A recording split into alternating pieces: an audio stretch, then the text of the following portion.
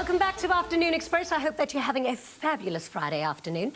Now, Sibu Nzuza has always shown an interest in music since he was a child and was always chosen to sing the lead in the choir because of his really high-pitched voice. So after deciding to leave his job and focus on music, life became extremely hard. But he pushed through and is now signed to a major record label. Let's have a look at the song that put this man in the spotlight.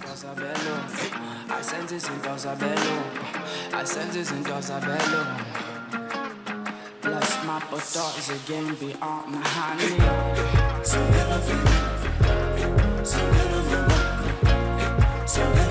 my daughters again beyond my hand.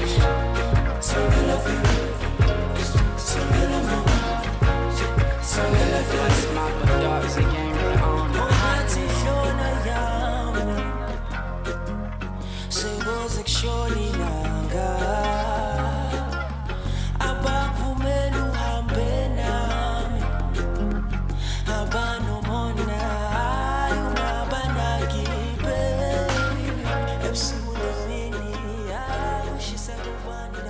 Wow, wow, wow. Welcome to the show.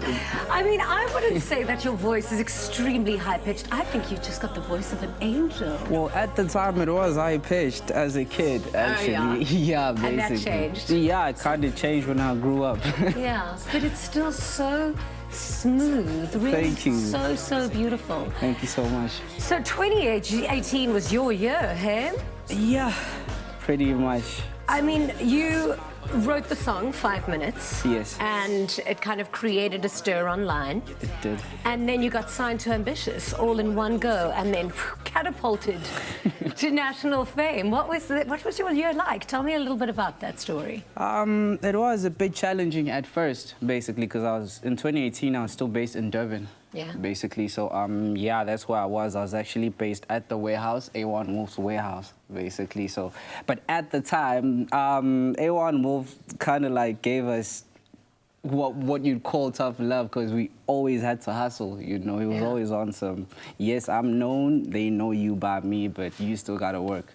Absolutely. Basically, so yeah. What a valuable lesson to learn. Yeah, pretty much. I still use that till today. So, and then as the year went, basically, and then that's when I started being in contact with Ambitious, and then, yeah, that's how everything started, basically. I mean, how did you feel when you got that phone call saying, hey, you've been signed? To be quite honest, it wasn't as exciting at first because... Oh, well, that's a buzzkill. Yeah, at first it wasn't as exciting because at the time, sometimes I can be a hard person to reach, so they did try to reach me a few days before they tried to call me. Oh my goodness, the one call that you should have answered and you didn't. Yep.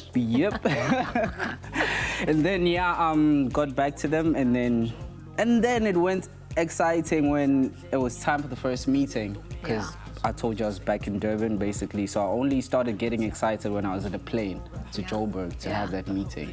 And amazing. Then, yeah, that's when everything just started getting real.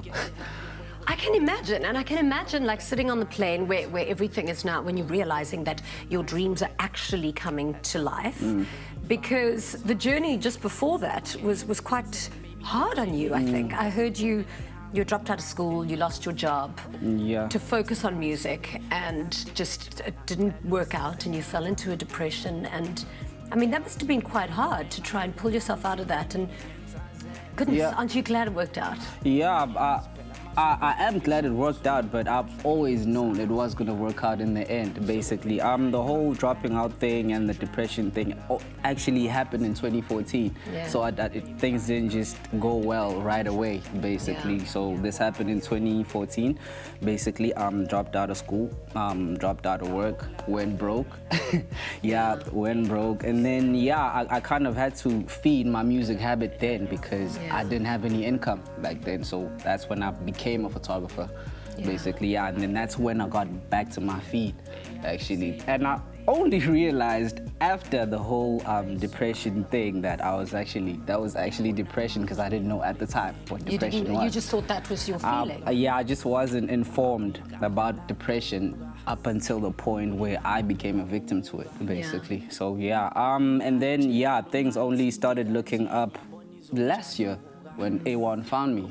And yeah, basically. Do you think that feeling that you had, that you knew you had a talent, you knew you were going to succeed, was it that belief in yourself that kind of drew you out of your depression?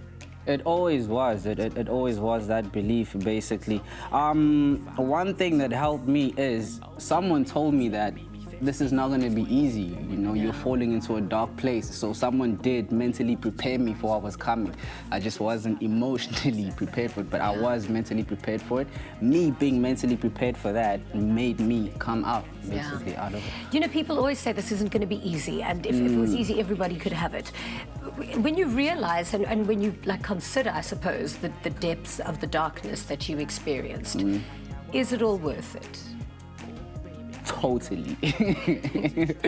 Totally. Because even during the depression days, all I'd have to do is just think about times like these, basically, because I always want to do this whole imaginary mind time travel type thing, going into the future, and then I'd come back excited about the future, basically. So yeah, it's one of the things that helped me go through the depression on some, I know this will be over someday. I mean, I'm not gonna be like this my whole life. So what I do is I just, you know, time travel mentally. Well, you do have a gift, and I think you've got so many different talents that it's almost easy to back yourself. And speaking about your time traveling, is that where you got the title for your book, Zulu from the Future?